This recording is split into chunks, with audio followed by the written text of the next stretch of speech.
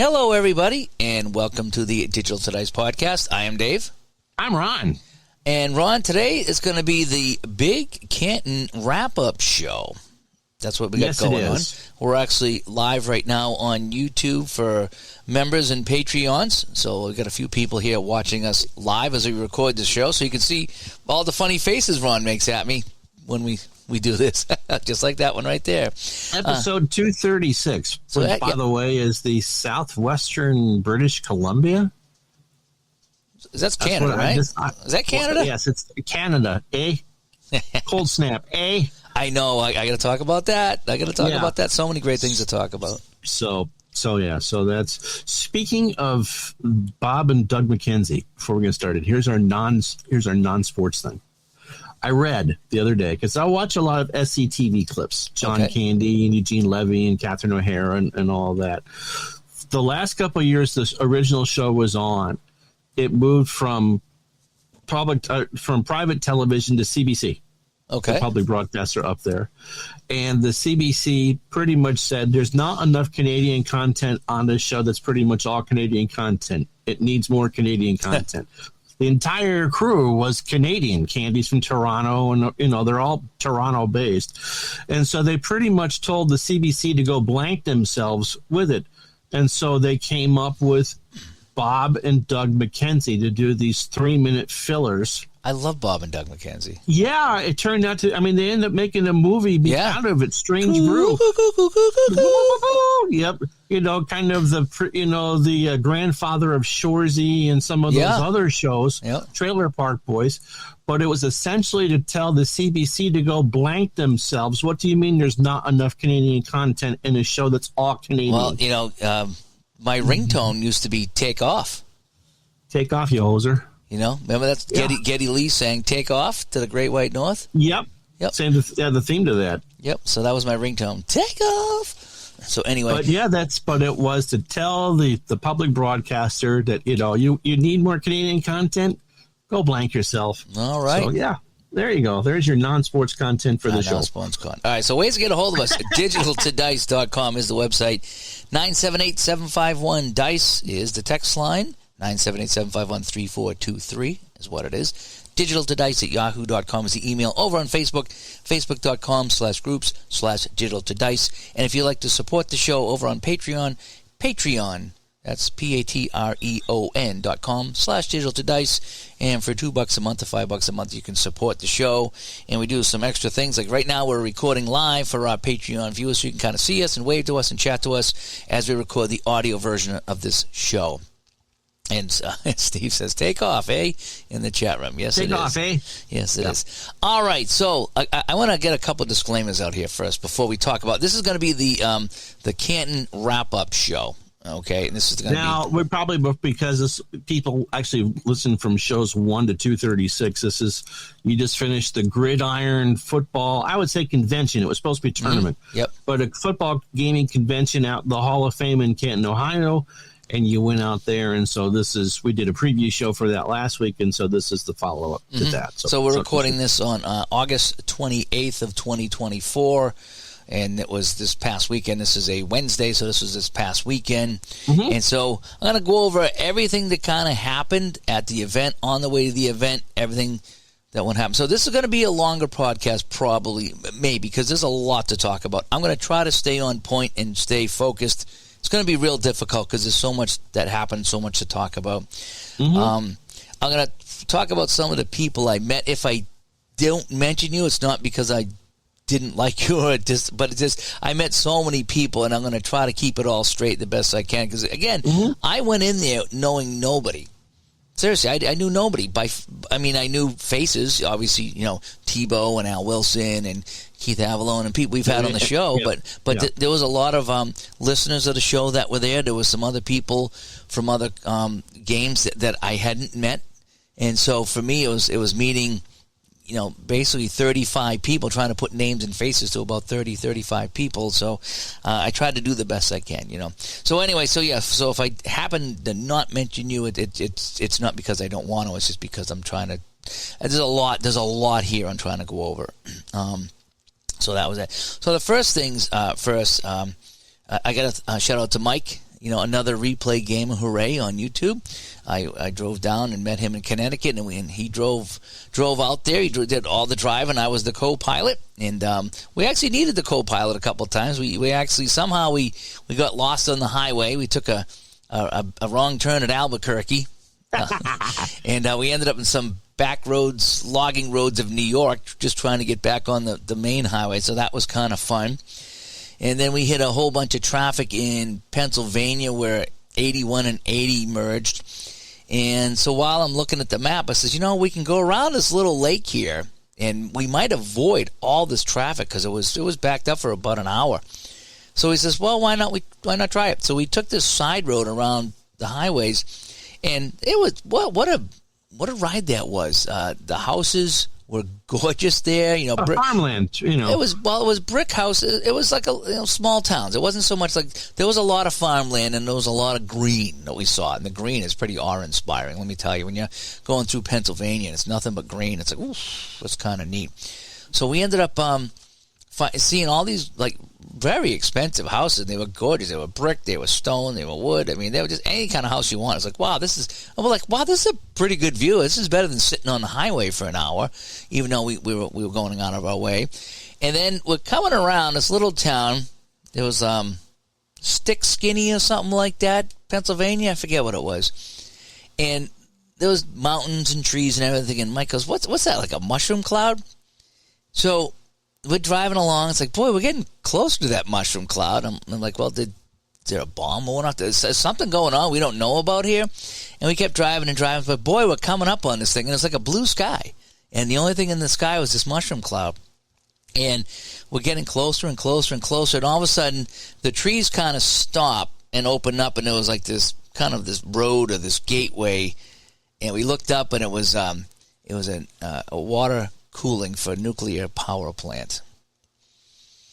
And these two big, humongous things up there, and one of them had the smoke coming out of it, and we were like, oh my gosh, this is a nuclear plant. We almost ran into it. So we were laughing. It's like, well, let's get out of here. Next thing you know, the houses weren't quite as nice. Yeah. And so we got back on the highway, and we did avoid all the traffic. That was neat. So it was kind of fun. True story, not to derail you too much. So, couple things. When we lived out west, we moved back to Vermont the first week of June in 1980. And after 15 months of living in Brown, the drive up from Albany to the Rutland, Vermont area, the amount of green, I mean, the interstate signs are green. The trees are green. It's just a green overload after you haven't seen it. Yeah. Now, we're used to it because I live in Vermont, but yeah, I could see. The green is neat. You know what we actually did? There was a couple of mountains that were there. And look at the top of the mountain, and there's like a cell tower or something up there, some kind of a tower up there. It's like, I mean, how did they get up there and put that tower up at the top? And you wonder if you get up there, how big it is, how big the base is. How did they get any of those materials up to the top of that mountain? That's what trucks are for. But I mean, like, there was nothing but trees. Nothing but trees, and you only saw the tops. So Mike was saying, like, man, those trees might be 50 feet tall. It's like it must be so dark in there in the middle of the day, But yeah. But so anyway, we got by the power plant, and so the other part of that story before you go on. So that fall we go on vacation. My mom says, I got a great deal at a hotel in southern New Hampshire. I want to go dunk in the ocean for a bit. Was it Seabrook, New Hampshire? And it was Seabrook, New Hampshire. And she's like, $29 a night, late October. Great views. And I said, yeah, we're also, Seabrook. The best part of that vacation was watching George Brett beat the Yankees in the ALCS. That was that. But she got her dunk in the ocean. But yeah, Seabrook. Yeah, I used to drive up that way, and I saw those towers, cooling towers, whatever they are. It's like, they're scary. They're just scary. I don't know why they are. Oh, yeah. So anyway, so you didn't get the spider bite. You got back on the highway. Yeah, we stayed away from the spiders. Got back on the highway, got into town, and we made it there about an hour or so, a little over an hour from the dinner. There was a 6:00 dinner at the hotel, and so we get done, and I think we crashed for a few minutes. We saw some people in the lobby, said hi, and then we crashed for a few. We had a long drive. I think we left at a little before 8 and got there at 4:30ish. Oh, it's a long drive. Yeah, something like that. That's a long drive. Yeah, so I think it was 9.5 hours going out. And Mike made really good time in the truck. We stopped once real quick, got some gas, took a pee, and then got right. So we went all the way out. We weren't stopping much.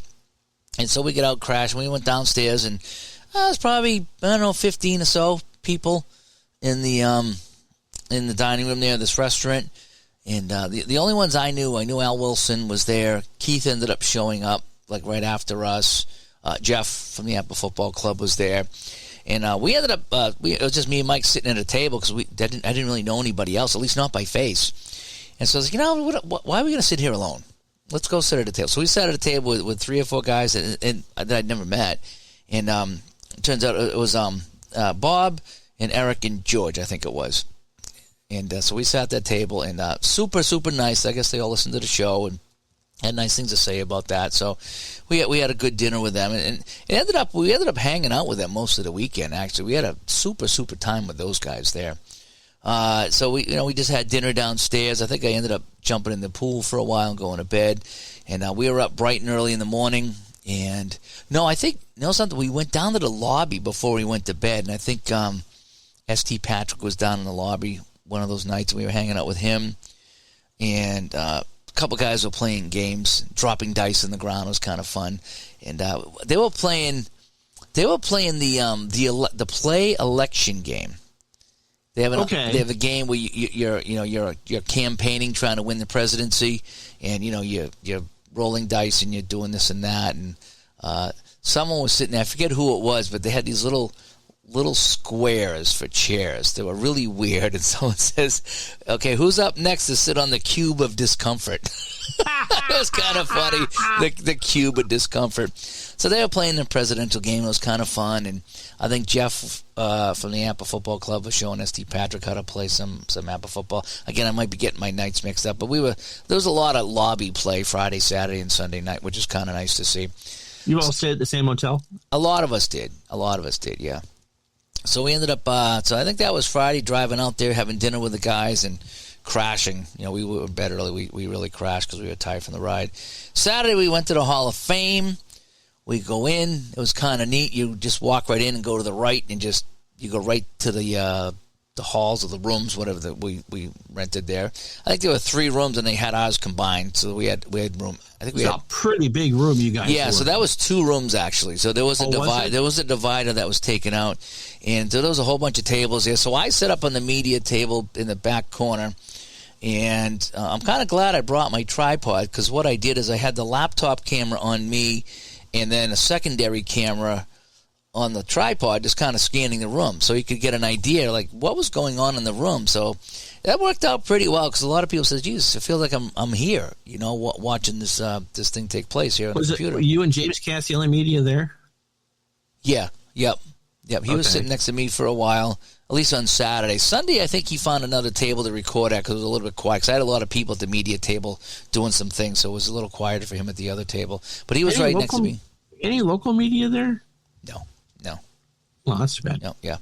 So we get this Saturday, and we had the Pro Football Research Association. The gentleman there gave a talk about that and the whole bit, and handed out these really neat newsletters. So if you're a member, you can see the camera here, the Coffin Corner newsletter. Cool. So you get a newsletter here. I think it was like quarterly newsletter. Boy, they're really kind of snazzy. So if you join the Research Association, you get that every quarter, and I think you get all the old ones on PDF too, so it's kind of neat. So he gave a speech, and then we get done, and Jeff stood up and just says, "Play ball," something like that. And so I got to say kudos to Jeff Giordano from the APBA Football Club, who not only organized this, but set it up originally as an APBA football tournament.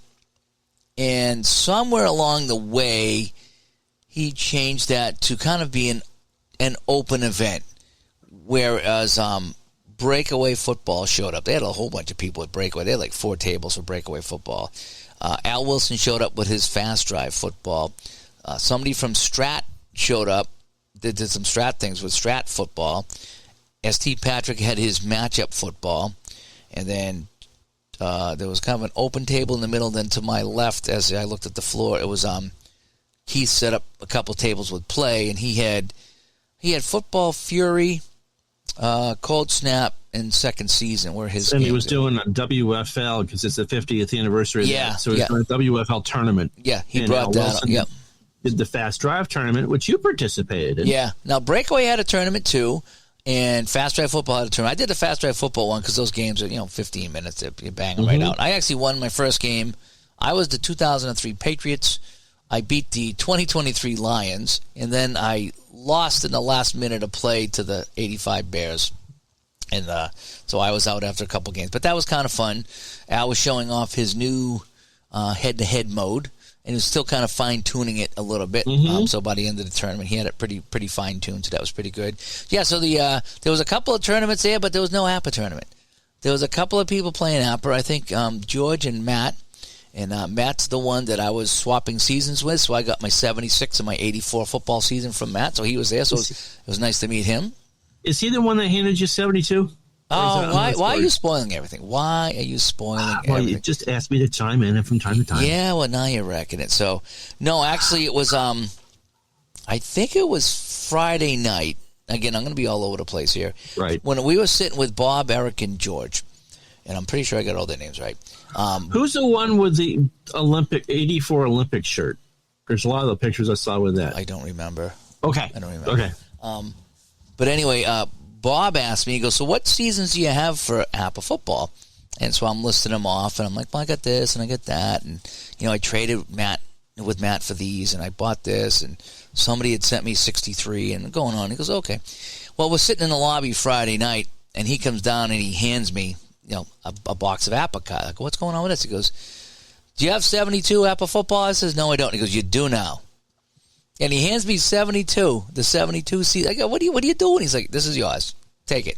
So I got 1972 APBA football. I was like, wow, this is unbelievable, So I have that here right behind me. Now I'll do an unboxing of that because I told him, I says, anything I get this weekend, I'm going to do an unboxing. So big shout out to Bob for coming through with 72 for me. So I can't wait to play that. I got to play that Miami-Washington Super Bowl. That's going to be a fun one there. And everyone said Washington was really good in 72. They were. Obviously getting the Super Bowl. But so I have 72. So that was one thing that happened Friday night after dinner. There's some good clips on YouTube of them beating Dallas to win the conference championship. Oh, really? It was Dallas they beat to go to that Super Bowl. Dallas was always in there. Dallas was always in the mix somewhere.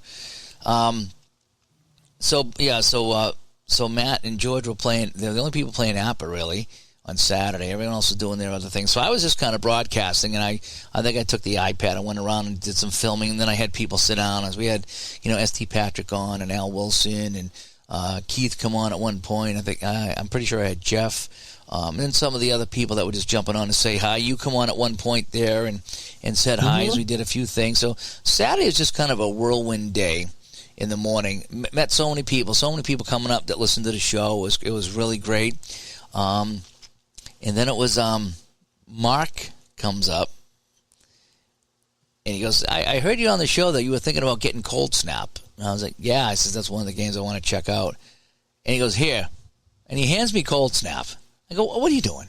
And he's just like, I support all the games. I buy them all and don't necessarily play them all. This one I never used. He goes, here. So he hands me Cold Snap, right? And so I open it up, and he's like, this is brand new. Nothing's even been taken out, And even the letter from Keith was in there. Wow. And I was like, Mark, thank you so much for buying it, because Keith gives you a letter when you buy stuff. And I was like, what? Oh, man. He's like, no problem. So I was like, cool. So now I got 72 APBA, and I got Cold Snap. So I'm like, wow, this is pretty unbelievable. This is a fun time. So I'm going to do an unboxing of that, obviously. Lunchtime came, and they had lunch at the place. I think it was like salads and cold cuts outside the room, so you could go out and get your food and bring it back in. So that was really kind of fun. The lunch was pretty good. Eat as much as you want, basically. It was kind of how it was.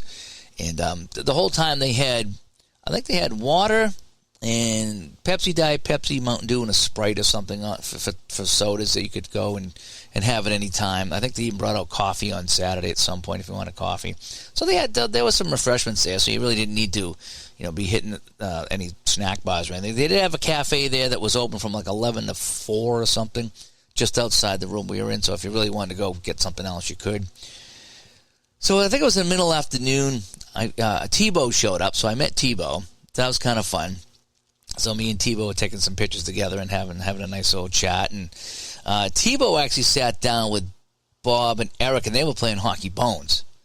I go, what are you guys doing playing Hockey Bones in the Football Hall of Fame? So he's like, I want to show Tebow how to play. So Tebow liked it a lot. And I guess he ended up buying a season when he got home. So Tebow likes. Oh, good. Yeah, so it's a lot. I said Tebow, it's a lot like APBA. It does some things different, but it's very similar to APBA. So if you like APBA, you'll like Hockey Bones. So we were playing a little bit of hockey at the Pro Football Hall of Fame. That was a good time. And I'm trying to think what else happened there. So you met a Hall of Famer. Yeah, so I was on, I think, with you, and we had some people on we were on for a good hour or so. And I finally said, all right, well, I'm going to sign off and, I don't know, go up to the Hall of Fame, get some lunch, go to the bathroom. I forget what I was going to do. So we signed off. As soon as I signed off, somebody walks in the room with a gold jacket. And I go, okay, this has got to be a Hall of Famer. So somebody comes over and says, Fred Biletnikoff is That here. was so cool. So I fired it back up, and I got him, and he came in, and he's taking pictures with everybody off to my left. So I got the tripod out, and I'm trying to get the camera of him over there with everybody taking pictures. And so a lot of people got their pictures taken with Fred Biletnikoff, and Jeff went up and got a picture holding his Fred Biletnikoff 76 APBA card, and he ended up giving him the whole team. So that was kind of neat. So he's like, "Yeah, take the whole Raider team from '76." So that was a surprise that he was there. I think he was there for something. He just wasn't in the neighborhood. But they brought him down into where we were, into our little room down there, Hall A and B or whatever it was, and that was pretty cool. Everyone was like, "No way, we got a Hall of Famer here." That's awesome. Yeah, and all of us older guys knew who he was. So so Fred Biletnikoff showed up. And everyone got their pictures with him, and I was trying to get him over on the broadcast, but I didn't want to say, "Hey," I didn't want to be one of those guys, so I just kind of got the video of him there, and that was a thrill for everybody. It really was. I said that he was good too. Yeah, he did. Yeah, and I guess he was a pretty funny guy, So Fred Biletnikoff showed up. That was kind of fun, and then I think I went up to the Hall of Fame for a little while, but I was having so much fun down in the room that I didn't want to leave the room, between, filming and interviewing people. And I would go sit in on games and watch, and I didn't necessarily have to play anything, but I was sitting in watching a lot of games and kind of taking it all in. Like the first day, like everyone's there, everyone's playing, There's not 30 people there the first day, yeah, too. There was right? a little, I think it was 32 or 33, man. There's a lot of people there. And I don't know what they had last year. I don't know if he said he had 8 or 10 last year. I don't remember what it was, but there was a lot more people this year than last year from what he said. And so that was a good chunk of people there, the people here, people there playing over here. So Al had his fast drive football going. Breakaway was showing the game off, and they had their tournament going. And Keith had something going on with play where people were playing. There was 3 tables of people playing play. So I would just go and sit in and watch some of these games. It was kind of neat. And eventually I sat down with St. Patrick. I don't forget which day it was. And he showed me his matchup football. I was like, wow, this is really fun. That was Sunday morning. Oh, okay, that was Sunday morning, yeah. But I had sat down with him at his table and done something. And I says, we need to bring that over here so I can get that up on YouTube because that was really fun. And so, it was just a big whirlwind of talking to people and meeting people. And so I don't think I got to play anything sad. I did play my one game of fast drive football and won it, so I was moving on to the next round on Sunday. But it was just more kind of talking to people and watching what they were playing, looking over shoulders, asking questions, because Keith was playing Football Fury with, I forget who he was playing with, and I was watching. I was like asking questions about the game, and so Keith's like, "We'll play tomorrow. You're on my list to play, so I can show you the game." And so that's kind of how Saturday afternoon. And it was, next thing you know, it was over. It's like, holy cow! I went up to the Hall of Fame for about 15 minutes, and I walked through and I did my thing up there because I wanted to see it, but I really wanted to be back downstairs with the gaming because that's it's kind of interesting that the whole point of being in Canton is to be there with football history, but I think it just kind of seemed to be anticlimactic. I mean, if that had been at the Days Inn and in Dubuque, it would have been the same. It was who you were with, not necessarily where you were. It was, it was neat being at the Pro Football Hall of Fame and playing football. That whole mystique was kind of neat. You got to play the $76 at the Hall of Fame. I did, yeah. Me and St. Patrick were playing it. I didn't get to play it so much, but he was playing, and I was kind of showing him on Sunday morning. But anyway, so I went up, and I kind of raced through it because I wanted to get back downstairs. So maybe I didn't give it a fair shake, but I didn't know what to expect from the Hall of Fame. Again, I didn't know what to expect, and when I went through, I was underwhelmed. Was the word? It wasn't terrible, by any means, but I don't know what I was expecting. But when I went through it, there was a handful of things that were kind of neat that I was reading, like the first indoor game and a few other things. But it was just, there was like, here's a jersey and a quick blurb of the season.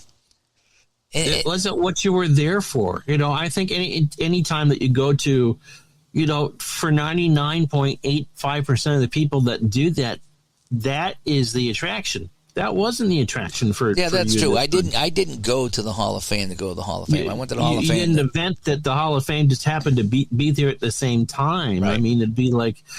So I think if you went again, or just went out there specifically to see the Hall of Fame, I think you'd see it in an entirely different light. I think if I go back next year, and I'm really hoping I do, that I'll wait till Sunday, because Saturday was the big day, because there was some people that only come out for Saturday. So I would come out on Sunday, go up to the Hall of Fame, and then just kind of take my time on Sunday. But everything was happening Saturday. Amazing because we did a couple hours on Saturday, one early and one late, and we did a couple hours on Sunday, one early.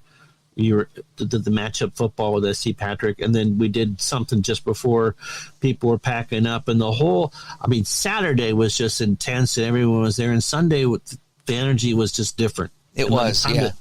There was, and there was nothing bad about the event at all. Even when we got together late Sunday afternoon to say goodbye, it had been happening, and just from my perspective and seeing it from afar, I know it greatly exceeded your expectations, and you had good expectations going in. You didn't expect this to suck in any way, shape, or form. Right. But I get the sense that you were completely blown away by what happened. But I got the sense from everyone that we talked to over the course of those 2 days. We interviewed St. Patrick, Keith Avalone.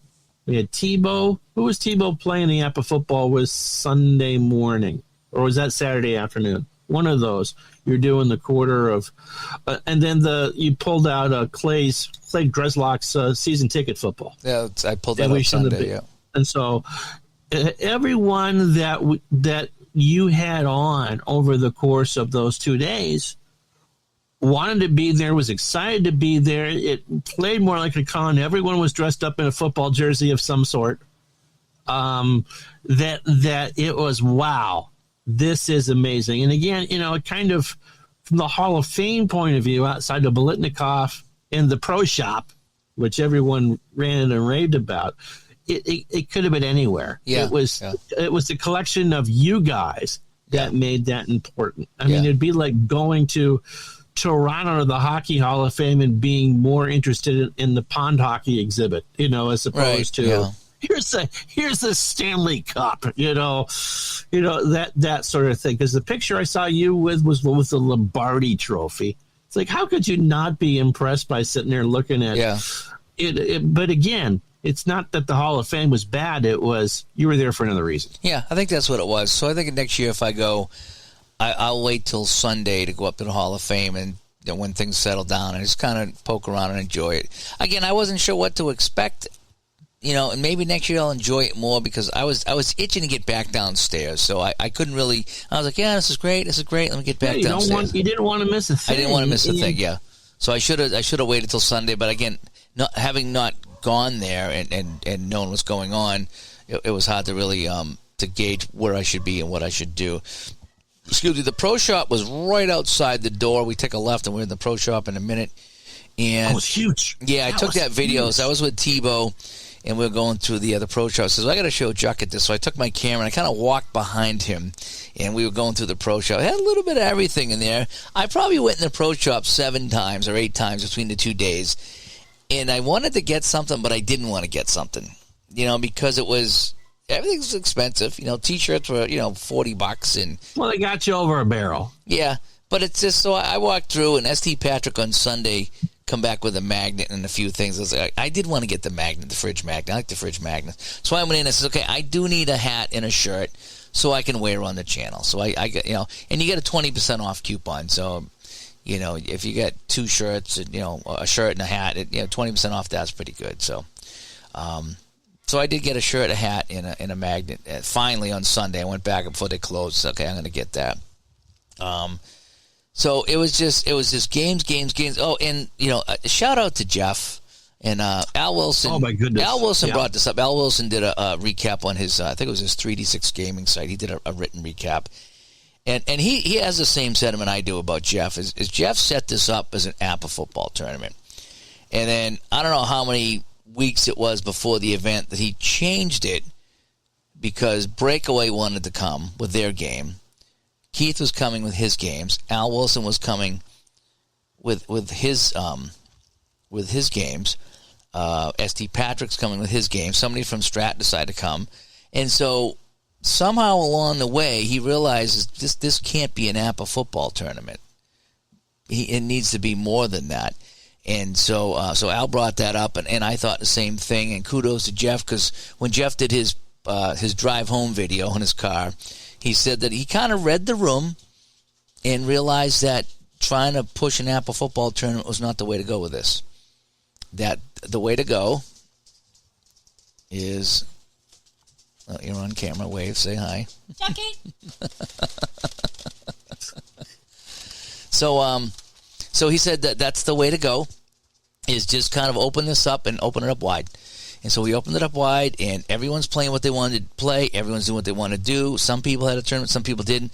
And I would say that APBA football was probably the least played game at this event. Yeah, a couple things that popped into my head as you said that. I kind of wonder that even play.com, which you're hoping to go to next year, the primary focus is their games. It is their promotion for their games as it should be. Mm-hmm. And the APBA tournament at Cooperstown and this is primarily APBA. The convention down in Georgia is APBA.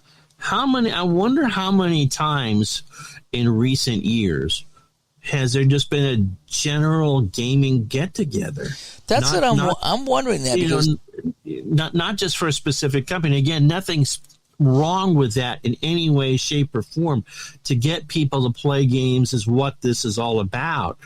But I'm kind of, as I'm sitting here listening to you talk about it, I'm going, maybe for the next time, maybe get some people do football cards, a general football, a football con. You had half of it with the Pro Football Hall of Fame there, but to get together, the whole point is to get people together to play these games. You go back to the premise of the show is, and we hear this time and time again, I didn't realize anyone else played these games. And I think of, basketball being that subset is very small, and hockey is being a subset is small in comparison to, baseball being still the king of the tabletop and all that. But because of the length of time it takes people to play football games, I think that might be the biggest one of, I didn't realize anyone else played this. Yeah. Well, I think it went over quite well because it was heavily football based, but it went from just being APBA to being a wide open football thing. So, great job on Jeff to kind of read the room, as he said, and just let everybody do what they wanted to do. And he even said, when he was doing his recap, he says, he goes, I kind of come in this as an APBA football tournament, and he goes, but I sat there and I listened to people who had never met talk about games and whether they played or they just talked. He goes, the conversations all weekend, it was almost like a proud father. Walking around, seeing all his kids play with the toys, and everybody getting along, and just sitting there like, this is nice, So sometimes, you want a little bit of structure going on, but in this case, structure just kind of happened on its own, and nobody felt like, oh man, I got to go sit and play an hour APBA football. Nobody felt as they were compelled to do anything. It's just do what you want to do, and so when I was like not filming and I was walking around, I sat down to Steve Patrick and I'm like, show me your game. And he starts talking about it. I said, no, show me your game. Play it. I want to watch and then ask questions when you play it. And he's playing it, and I would ask questions, and after like a couple of plays, I was like, I get it now. And even Mike, who I drove in with, he's just like, I've had this game for 6 months and never really. Yeah, it was Sunday morning we looked at. I believe that was the first one I was involved with Sunday morning. Yeah. Was that like. Yeah, and Mike's like, "Oh, I get it now. I can't wait to go home and play it now that I see it in action and I the questions were asked." And so I sat down with ST. I again, Fast Drive Football with Al Wilson. I played another game. I lost my second game over there. I never did get to the breakaway game. Those tables are really crowded, and they were running tournaments. And so I would go over there and poke around a little bit, but I never really kind of sat down with anybody over there, just kind of how it happened. Again, it's kind of like, so many things going on. There's so many things that I didn't get to do, and I'm kind of bummed out about that I didn't get to do it for one reason or another, because there was a lot of people that wanted to play some APBA football with me. I'm like, yeah, let's do that. And it never happened. It just kind of how the day went, because I think I was talking to you on Sunday, and we were setting up to play a game, and they brought out the lunch. I'm like, I'm actually kind of hungry, So we're trying to go through the game kind of quick just so we can, make lunch, because I don't want to take the lunch away, Yeah, you got pulled pork. Yeah, I think you were doing the season ticket with No, we were doing matchup with ST. Matchup. We had just set it up. They brought out lunch, so I'm like, well, let's run through a few plays and then let's go get some lunch. So, but the quality of those cards were great. He goes through Game Crafter, which I think is what Pocket Pennant Run goes through. So the 80s running back set came out today, as a matter. Yeah, I know. I got to talk to him about getting that game. But so not only was it playing games that you knew and meeting people face to face, like how people go, "Hey, Dave, I'm Mark. I listen to the show, and I'm John. I listen to the show, and I'm George. I listen to the show." And so I'm trying to put names to faces now, and names that I see in the chat room.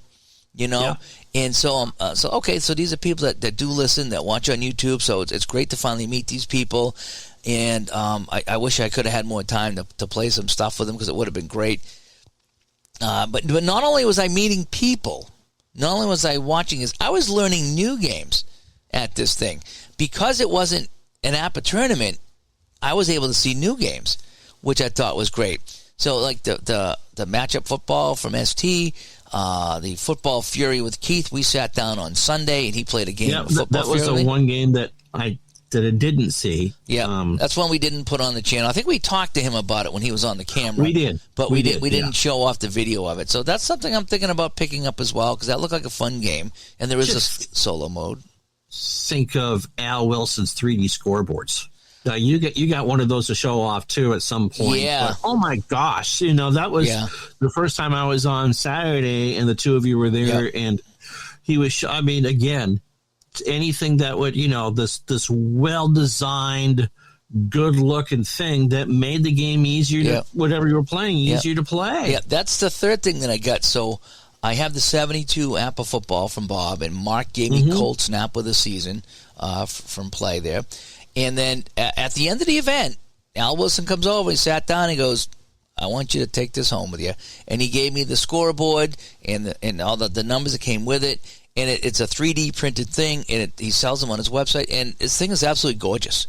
It really is. So I have 3 unboxings to do this week. It's for the 3 gifts that I got at this convention to show off to everybody, and I'm really excited about it.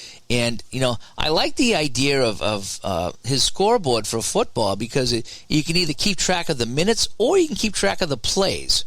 And I know different people do it different ways, but you got the full field and your numbers first down. He's got a really cool little scoreboard, how the little tiles sliding in and out. It kind of reminds me of a Fenway Park scoreboard where the tiles slide in and out. Yes. Yes. That's how we used to do it back in the day in Little League. We had a scoreboard and we just slide the tiles in and slide them out, So that was kind of neat. I did like the end zones he had on his scoreboard, the football scoreboard. That was kind of neat. They look like the old 60s end zones with like the diamonds in the end zone. And then there was what else there that was kind of neat? The numbers on the field look like that Clarendon font from the from the 70s, where everybody had that Clarendon font on the field for numbers. So he went with a classic look on that. So I got 72 APBA football. I got Cold Snap, and I got from Al Wilson his scoreboard. So I'm going to be showing all of those off with videos either this week or next week when I can settle down and get them all done. So that all happened. Meeting everybody, meeting Tebow for the first time. Matt, who traded the seasons with me, it was nice to meet him. We went out to dinner with him and Bob and Eric. We found out that Bob, not only did he give me 72 APBA football, but I guess he was there with a second convention too. So Bob was there for 2 conventions, yeah. It's kind of an inside joke, so if Bob listens, he was part of 2 conventions. But we had a good chuckle at Bob's expense at dinner, and that's something we'll talk about that joke probably forever. Every time we get together, yes, that joke will come up. It's kind of an inside joke that I don't want to spoil here on the show, but Bob was part of he was asked if he was part of another convention, and we got a good chuckle out of that. So at Bob's expense, we had a good laugh. But, hanging out with those guys, Tebow hung out Saturday after dinner, then he headed back home. But it's good to hang out with him. A lot of laughs. He got to try Hockey Bones. Again, we're at a football convention, and he tries out Hockey Bones. I mean, that was so awesome that Bob brought Hockey Bones.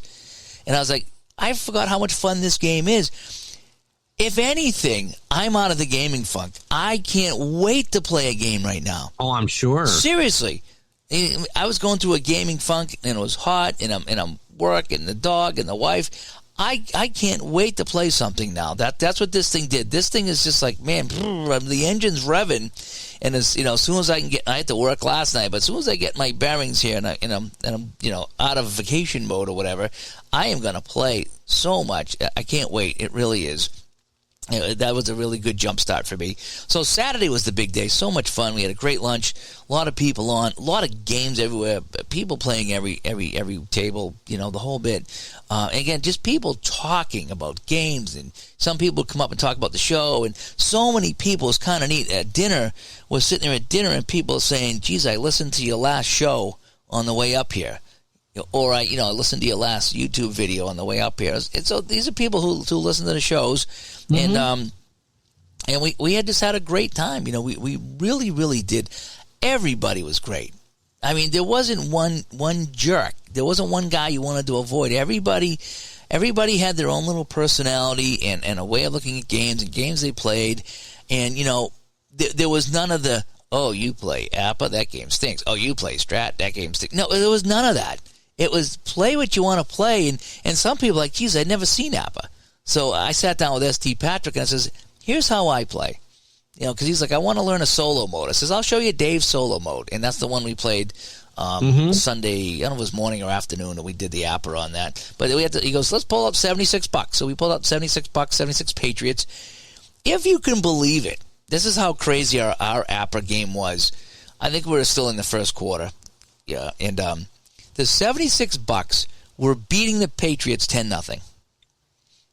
Spurrier hadn't completed a pass, and the team might have had 15 yards of offense, and somehow they were leading 10-0, and we were just cracking up at everything that was happening in that game. Grogan was picked off 3 times in the first quarter, I think it was. Everything went sour for New England. A rare play led to a Tampa touchdown. Tampa gets it first and goal at the 9. They settle for a field goal because they can't move the ball, but they're still winning. It was so good. I mean, it was just so much fun. And ST had a good time with the APBA football, so I'm happy about that. Yeah, it's too bad that it would have been very interesting to have watched Keith play APBA.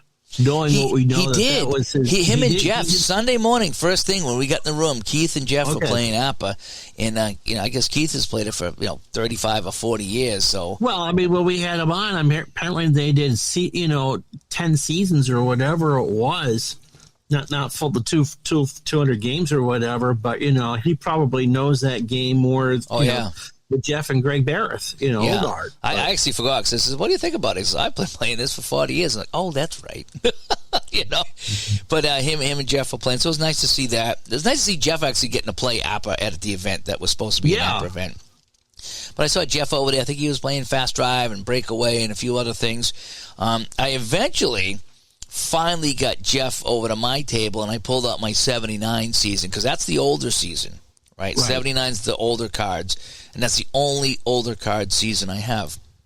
And so I said 72 is a newer one. 72 is a newer one. Yep. Okay. So 79 is the only old season I have. So I says, Jeff, I says, can you just sit down with me and just watch? And I'm going to roll, and we're going to look at the old charts, see if I get it right, and I'm going to look at the conversion charts, and I just want your take on it.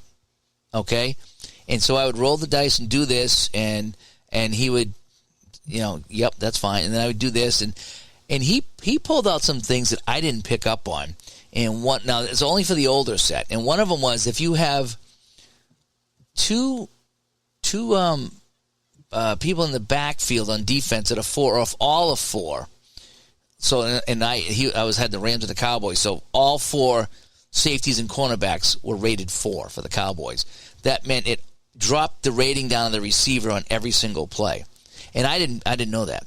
But he says, yeah, and he showed me on the chart where it said that. And I said, geez, I didn't pick up on that. He goes, yeah, some of the stuff is kind of woven in there, really kind of weird. And so that was kind of neat. And then there was also how to find out who was supposed to get the passes, who was supposed to get intercepted. There's a little chart you roll to look at that. And you look at the cards, and so it would say the player's rating, and then it would have a number next to it or something like that. But he was showing me all this stuff. I said, this is perfect. This is exactly why I wanted you to sit in and watch me play this so you could point this stuff out. And so I was getting a little lesson in the old, and I kind of liked it. I'm like, I love the older cards and the newer charts, but you know something? Hope is not lost for the older cards because it did some neat things, and he showed them to me, and that's all I want. So I was like, perfect. So we played, 10 to 15 minutes. So I did spend that time with Jeff and pulled him aside, and he went over the 79 older set. And we actually looked at the conversion table to see if it would make much of a difference if I used the conversion chart to the new chart or if I just used the old chart. And they were pretty close. It wasn't like one was a touchdown and one was a 1-yard gain or anything like that. But so you couldn't go wrong either way. Right. I love the newer charts. I'd like to use them, but the older charts actually work pretty well.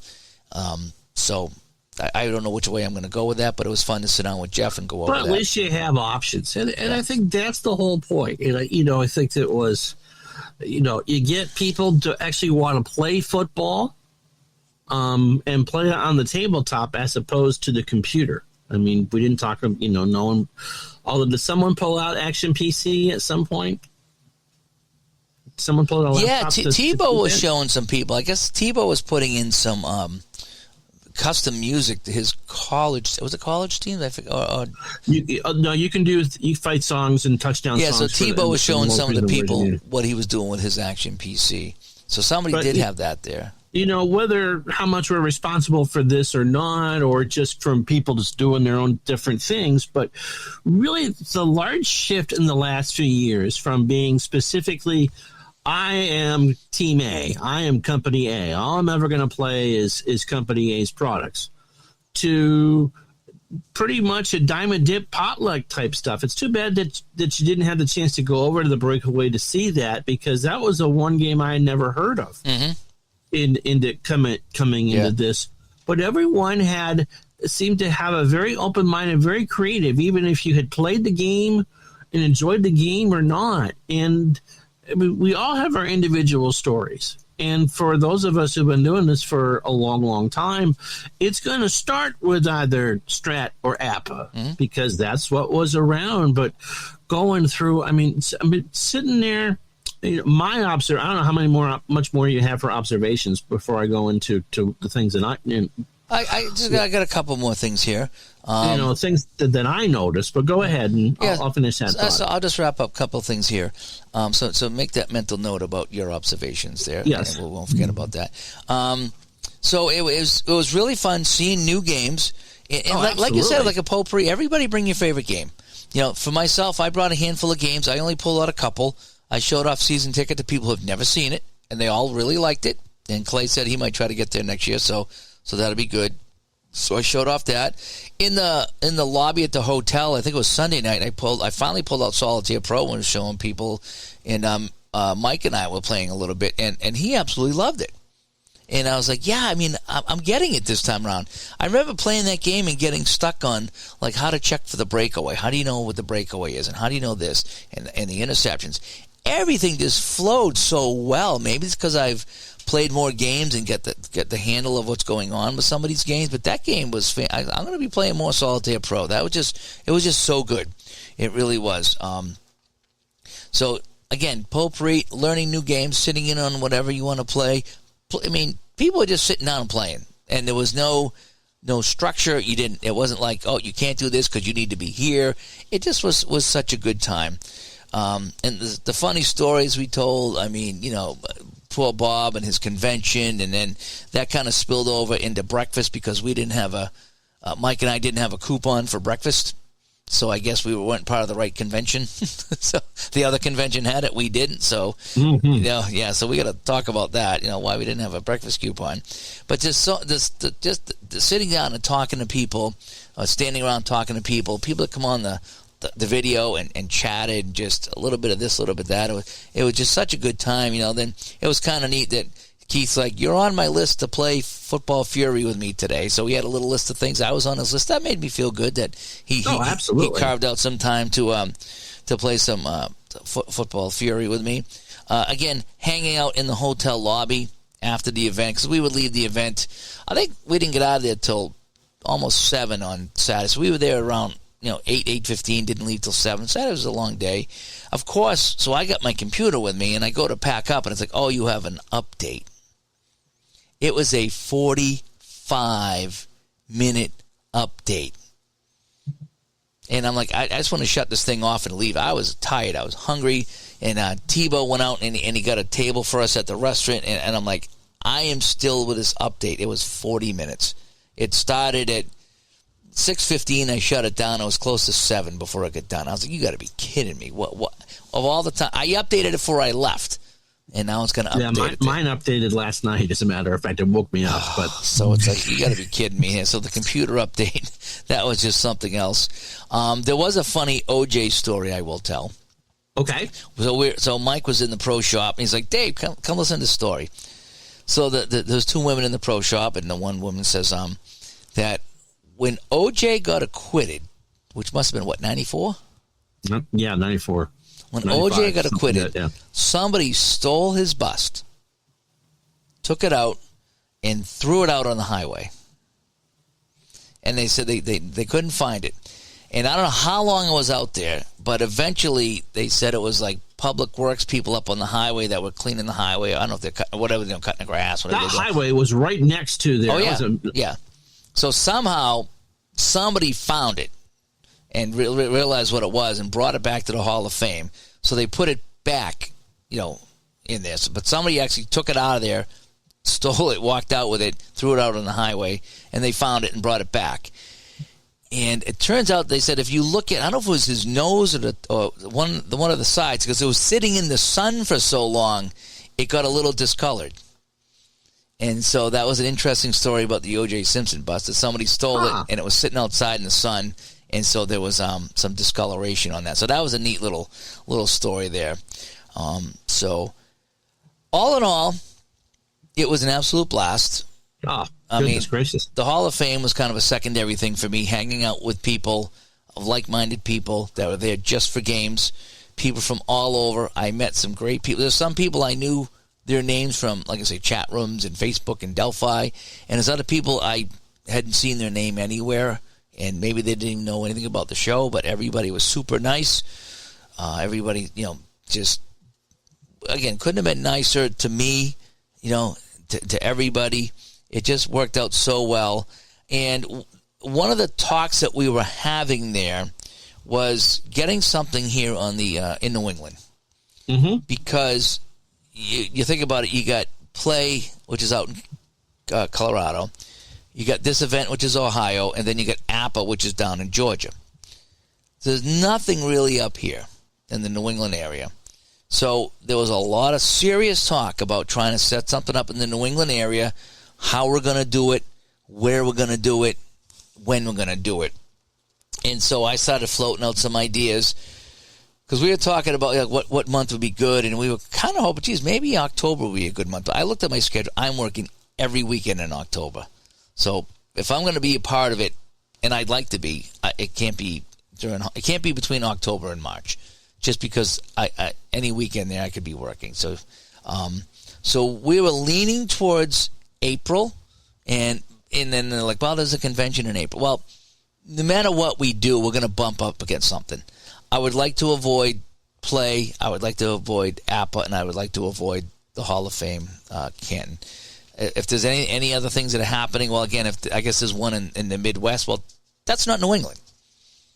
It's not New England. So the people from New England are going to be like, well, I wasn't going anyway. So, if it's on the same weekend or a weekend before, I mean, again, you got to pick a time. You got to make it work. We're not going to work around everything. That's for sure. And again, the idea is to give the New England people something to go to. It really is. And so we're looking at maybe in April in Connecticut, down near Mystic or down near Foxwoods, because that's a lot of stuff to do down there. And so that's what we're looking at for the New England convention. It's probably going to be wide open. It's probably not going to be any specific game or a tournament. It's just going to be a gathering. Bring your games. If you're a developer, bring your game and show it off. If you have a favorite game or two, bring it. If we can do this, let me tell you, it's such a fun time to meet people, to play games, to talk games, to show how you play your games, to roll the dice. I mean, every time, you hear, hey, all these people cheering, everyone's cheering for everybody. You roll the dice and you hit the field goal, you miss the field goal. It's just stories are made at these events. They really are. And so we're looking to do something in New England. And I think we're looking towards in the April area. Again, nothing set in stone. But if you're interested in going to the New England event, I think we're looking in the spring, probably April-ish. Let me know if you anybody knows anybody in that area that could help out with a hotel, or give us an idea of what we need to do for this event, or would like to become involved. Call Foxwoods. Well, I'm thinking, maybe not in Foxwoods, like just outside of it. The hotel I stayed at was right across the street, and I think it was was it a Hilton Inn or a Holiday Inn? I forget what it was. It wasn't bad. The rooms weren't bad. Just because they do this sort of hospitality thing all the time. That's what I was thinking. Well, I'm just thinking if you could find a place that was in that area. The one I stayed at was, like I said, you could see Foxwoods. It was right across the street. So you could have that room. Maybe it wouldn't be as expensive as Foxwoods because it's not the casinos. But, yeah, we could look at Foxwoods too. Again, it's wide open. So, I mean, if anybody is in that area that says, hey, here's a place here, let me go talk to them and, help out, that would be great. So, anyway, we're looking to do something like that in New England just because I'd like to do more than that once a year or twice a year because it was so fun. It was a long way to go, but it was great. And if I could find something a little closer to home that could attract the East Coast people, I think in Connecticut that would get you, New Hampshire, Massachusetts, Rhode Island, Connecticut, obviously, and then maybe even New York and New Jersey, and maybe a little Pennsylvania. You never know, but anybody in that corner could zip up there and hang out with us, and it was so fun. It really was. So yeah, so much to talk about with that. I could probably go on and on and on, but just the people I met, the dinners that we had were just great. Hanging out in the lobby was great. Learning new games, talking to people, going out to breakfast with people. It just was. It was just such a great time. And I do regret that there were some people that wanted to get with me and play APBA or play something else, and I didn't get to it. And there was a few things like I didn't get to. I didn't get to breakaway. I didn't get to play with everybody. And I'm kind of hopefully they'll hear it and we can get them on the show so they can show it off. I mean that would be the ideal thing. I'm just kind of bummed out that I didn't get to sit with everybody I wanted to get to. Just Saturday was a whirlwind day, and we were busy. And then Sunday, it was kind of a little bit less energy, like you said, because a lot of people had gone home, and some people left in the middle of the day. So, and then by 4 o'clock on Sunday, I was pretty wiped out. You were pretty beat. The last time we talked from down there, you were pretty beat. Yeah. So, I think it was a case of, as I mentioned a little bit earlier, that people just want to play. I think that's what it was. I've done a couple baseball card conventions or shows. Shows is the term that they use. And some of it is, buy my overpriced crap. And some of it is, he was my favorite player, or, oh, I remember this, or, oh, I haven't seen this in so long, and, so on and so forth. And it's just a bunch of like-minded people. And, when you're trying to sell stuff, some of it can be kind of phony and transactional and all that. But, that was the type of vibe I have. Everyone in that room, and it's instead of looking at, old issue, how much can I get this copy of X-Men for, or how much is a Jet yearbook with Namath on the cover, or so on and so forth. It was all, oh, wow, I hadn't seen this before, or that. I have talked pretty much ad nauseum the last 6 years that this is the golden generation of sports gaming. And when S.T. Patrick pulled out how that matchup football game had been produced, not just developed by him and the engine itself, which was pretty remarkable. The game itself is very good, but how slick those cars looked and how good that mat looked. And it's like, oh my goodness. I mean, this is stuff that you would go back to Toys R Us, go back to KB Toys on the East Coast. You're seeing this stuff for the first time. Okay, it's not Barbie and Hot Wheels. We could actually play this game, that sort of thing. And it was, again, I think, not to be completely fair to Jeff, if it had just been a football tournament, it wouldn't have been the same. It would have been fun, and it would have been very interesting to see how people who play this seriously enough to go head-to-head under the same set of rules and to do that. But it wouldn't have been the same as, here's the 7 or 8 little game exhibitions, and you can try out the game and see the samples. And, I mean, every person that was there either had on a football jersey T-shirt or a football jersey. Yep. And it was all camaraderie. And, it didn't matter who you were a fan of at that point. And to have Biletnikoff coming at lunchtime on Saturday. Yeah. In that, as far as the Hall of Fame is concerned, I think if you went out just to see the Hall of Fame, you would have been mightily impressed. All the stuff that you were there. But the strength of the event, I think for me, was that it was kind of secondary. I wanted to see what was in that archive room across the hall. Yeah. It was either you or Tebow on Saturday morning said, Ron, the NFL archives are across the hall. Yes, yep. And that would have been what I would have wanted to see. And, because that would have been my jam. And I worked in the sports store for 10 years. That pro shop was huge. Yeah, that was a big one. Oh my goodness. So that type of vibe, and much more of like a Comic-Con type deal. And I think that was the reason why it was so successful. Not the whole cosplay or cosplay, however you pronounce it, but the fact that everybody in that room had a common interest. Yeah.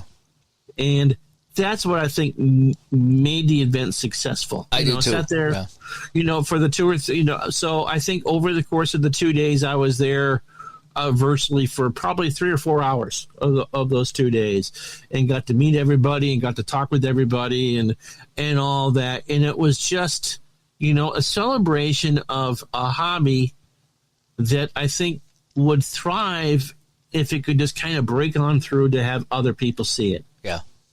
And hopefully that's what you and I have done over the last 5 years, and try to do that. And I think part of that is the culmination of our work. I honestly think that if you went to an actual honest-to-goodness tournament, that you would still have a good time and see how games were played, and even if you didn't participate in the tournament. But this was so different from what this was pitched. It was pitched for, and I think it was pitch perfect. The tone of that was absolutely perfect. And I kind of wonder, and I'll throw this out to you, Mr. Hockey Guru, not necessarily for the East Coast that you're thinking of, but if you did a hockey meet and greet like this, how many more people? I mean, there's a ton of hockey fans.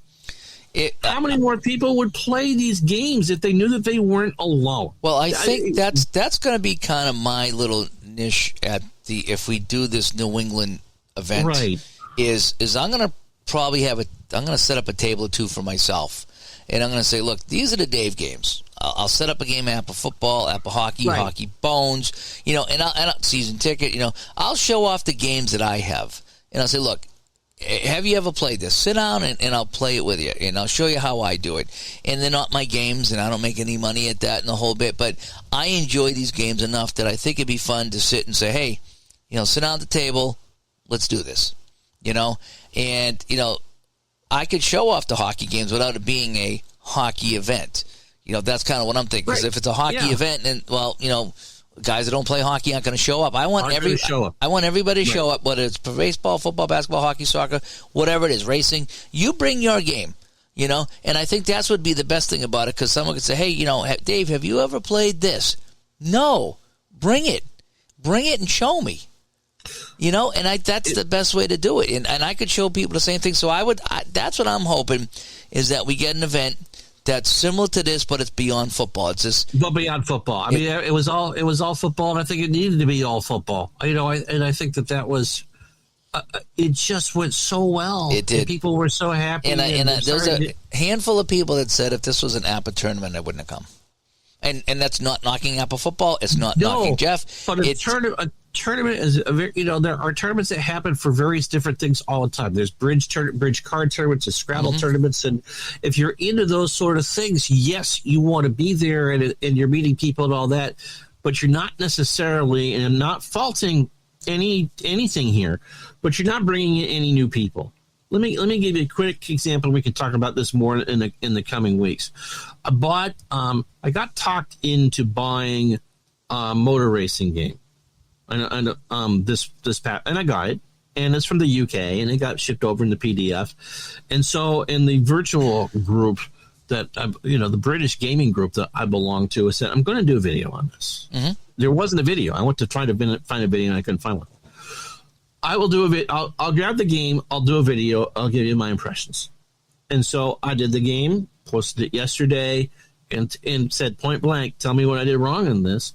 And someone pulled me aside very thoughtfully, someone that I think is a Patreon of the show, as a matter of fact, went through, and the couple of things that I messed up, nothing too bad in it.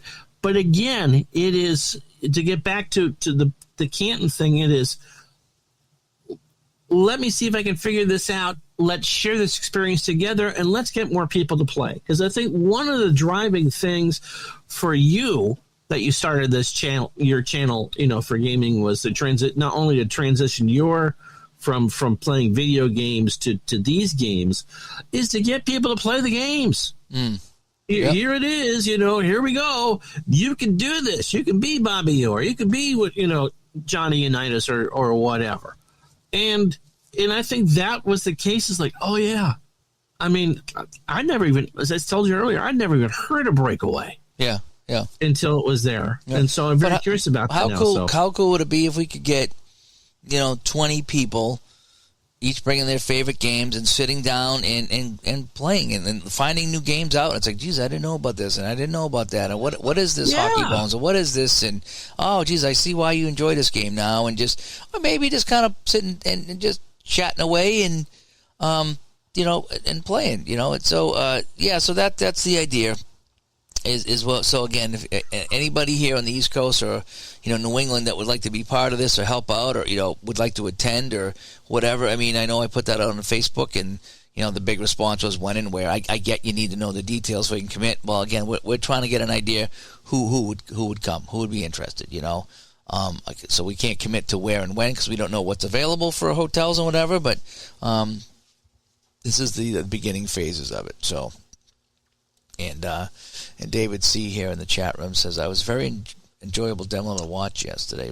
So you're welcome. So you're welcome. So good for that. So one last thing here. So we packed up. We had breakfast, or I had breakfast. Mike didn't want breakfast. Like, how can you not have breakfast? So, and we made our way back. And we're about halfway back. And Barbara, who comes into the chat room a lot, she's been... she watches all the Digital to Dice, and she was back when I was doing the video games with the Game Hounds. That's how long ago, that we met. And we've never met in person because she lives in Pennsylvania and I'm in Massachusetts, and so it just our paths never crossed. But we talk a lot on on Facebook and YouTube, whatever. And I looked, and she was right off the highway. We were going right by her house, and I was like, "How far off the highway are you?" And she's like, "I don't know, 10, 15 minutes." So we stopped at her house, met her for the first time, met her dog, and she made us turkey sandwiches, and we fueled up, and then hit back on the highway after about half hour, 45 minutes. But it was a nice little stop off to meet her on the way. Again, someone that you've talked to for awesome. years and years and years and years, and it's like I haven't left New England in years, and here I am now, 10 minutes away. It's I got to stop in, I really do. So that we did that. We had a great time. It did kind of set me back to a point where I think we left at 8. I don't think I got home until 10 o'clock. That was a long. Yeah, you were. I talked to you once you got out of. Connecticut. And I decided to come back to Mass, and you were pretty beat. Yeah, it was those last few miles were really tough. I shouldn't have been really driving out there because I was just exhausted, just on autopilot at that point. But we all made it. It's all good. Great event. Thanks to Jeff for putting it on. Thanks to Jeff for kind of steering it into the direction that it went to. I'm kind of hoping that he'll continue that direction next year, where, again, you don't want to turn it into a baseball convention at the football thing, at the Football Hall of Fame, but just allowing anything to go. It was heavily dominated by football, but the idea that it's open to everybody, and I think it worked. It worked really well, and congratulations to him for a successful event. And he said it was the most people you've ever had at the event, so I'm kind of hoping that maybe next year we can even top that. So. It was delightful. It was delightful to be part of. Yep. So anyway, I'm hoping that you guys enjoyed the YouTube coverage. If you saw some of that, I tried to get as many people on as possible. I tried to have the camera overlooking the room to give you a feel of what was happening there. And I know some people were a little jealous that they weren't there, and that's what it was for. It was designed to make you jealous so you would go next year and have a feel at what happens and how it's low pressure. Sit in, watch games. Play games if you want. It just, again, it was fantastic. One of the most favorite trips I've ever taken was probably that right there. So anyway, all right. So we're gonna wrap up here. This went a little long as expected, but we had a lot to talk about. Mm-hmm. And so I hope you enjoyed this. There again, thanks to everybody that stopped by. Whether you stopped by the table or jumped on the camera or went out to dinner with us, it was just such a fun time. The whole weekend was just absolutely great. Listen to people talk about their games and their projects and how they do things, and the whole bit. It was just one big gaming discussion. It was just so fun. Everywhere you turned, it was just games, and just having people face to face. Hey, how's it going? This and that, and just it's hard to describe. How good it was. So anyway, all right. So we'll wrap it up here. Ways to get a hold of us. digitaltodice.com is the website. 978-751-DICE is the text line. digitaltodice@yahoo.com is the email. And over on Facebook, facebook.com/groups/digitaltodice. And again, final note, if you would like to come to the New England convention that we haven't come up with a name yet. We haven't come up with a place or a time, but we're narrowing it down a little bit each day. But if you'd like to do something like that, just let us know. There's no commitment right now. We'd just like to get an idea. Are we looking at 2 people, or are we looking at 200 people that might come to this thing? So we need an idea of what might happen before we can kind of even narrow it down a little further. So if you want to get involved, let us know. digitaltodice@yahoo.com, the best way to get a hold of us. And hopefully we'll make this happen. Hopefully we can meet up with you and the people on the East Coast who can't get out to the western part of the country or the middle part of the country. It'll give us a place to go, and hopefully it'll be a yearly event. We find a good time to do it, and the people that are on the air on the East Coast have a place to go and hang out. And if we can make it even half as fun as a Canton event, it will be a success. So, yeah. Alrighty. Well, Ron, thanks for joining me here on episode 236. As always. And hope you had fun, being on camera, and as we set it up remotely. I really, enjoyed myself. Cool. That was a fun time there. All righty. Until next time, talk to you all later. Good night, British Columbia. Bye-bye.